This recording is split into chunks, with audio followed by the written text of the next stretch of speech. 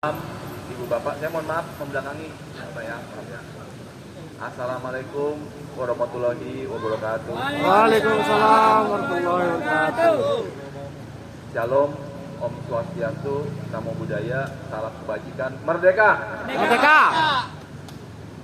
Ini banyak sekali tokoh masyarakat yang saya tidak bisa sebut atu-atu. Ini ada Pak Solihin, Abah saya, ada Mbak B, Pak Bambang, ada Pak Ustadz, Pak RW, 01, Pak RT, Bang, Pak Ketua, ada Abang dari GPW ya Bang ya, dari wilayah ya, Korwil ya, Pak Kora, dari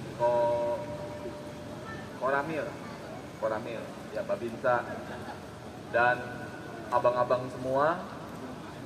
Pertama kali ketika ada ide dimunculin curhat dari Bang Faris, bilang ke saya, ini teman-teman nggak ada punya tempat nongkrong, betul ya? Banyak orang kita ini, jangankan cita-cita, Ibu Bapak, mimpi aja nggak berani, setuju nggak? Nah kalau kita mimpi aja nggak berani, kapan bisa diwujudin? Ternyata hari ini berkat dukungan semua pihak, gardu kita berdiri. Tepuk tangan dulu dong. Ya. Luar biasa. Saya mengenal FBR langsung dengan Pak Kiai Lutfi itu sejak tahun 2008 Bapak Ibu. Citra FBR selama ini orang menganggap ini adalah preman, anarki, intoleran, dan lain sebagainya. Ini citra umum yang tersebar saat itu.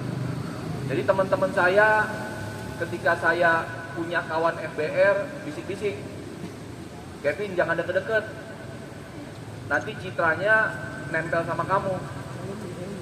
Ini citra umum Bapak Ibu, harus kita akui, setuju nggak?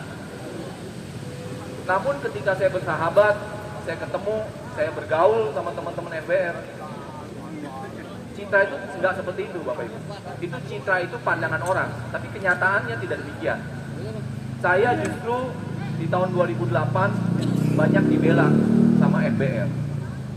Maka saya bilang sama teman-teman saya kebetulan waktu itu diajak juga untuk jadi, kalau di sini kan namanya gaduh, kalau kami di sana namanya garda. Ya kami diajak sama Pak Kiai, Kevin bentuk garda FBR dari lintas agama. Nah waktu itu saya langsung bilang iya. Saya bilang teman-teman Tionghoa yang banyak mengenal saya, harus saya sampaikan bahwa FBR tidak seperti apa yang dibayangkan. Saya bergabung, saya aktif, banyak kegiatan, saya juga ada support. Nah sebaliknya, kegiatan saya juga banyak disupport sama FBR. Jadi bagi saya FBR ini udah seperti keluarga Bapak Ibu. Saya di lapangan juga banyak dibantu ya ketika kegiatan-kegiatan kami lah. Oleh karena itu ketika kembali Bang Faris, kemudian Bang Roy datang ke saya, Bang kami nggak punya gaduh, saya tertentu. Saya bilang kalau saya cuma minta sama Bang Roy sama Bang Faris, saya hanya minta tolong bantu saya menghapus citra negatifnya FBR. Setuju nggak Bapak Ibu? Setuju. Kita harus tunjukin dengan perilaku kita, bukan dengan omon-omonnya. Jadikan tempat seperti ini bukan tempat untuk maksiat, bukan tempat untuk mabok-mabokan. Setuju nggak Bapak Ibu? Saya bilang itu dulu. Kalau itu bisa, saya pasang badan. Saya bilang, saya pasang badan biar tempat ini berdiri. Itu nggak Bang? Saya bilang begitu. Ya dalam pelaksanaannya nggak semuanya gampang, nggak semuanya mulus. Itu nggak Bang? Banyak aja dikalikulnya. Tapi karena niatnya baik Bapak Ibu. Kebetulan di DPRD kami juga sedang merumuskan undang-undang pelestarian budaya Betawi. Jakarta lagi diarahkan menjadi kota global. Kota yang nanti seperti Singapura, seperti Tokyo, seperti Hong Kong. Jakarta akan menjadi kota global, tapi jangan cabut akar budaya Betawinya. Setuju Bapak Ibu? Kita lihat Hong Kong, kita lihat Tokyo, begitu hebat, begitu maju, gedung pencakar tinggi, banyak.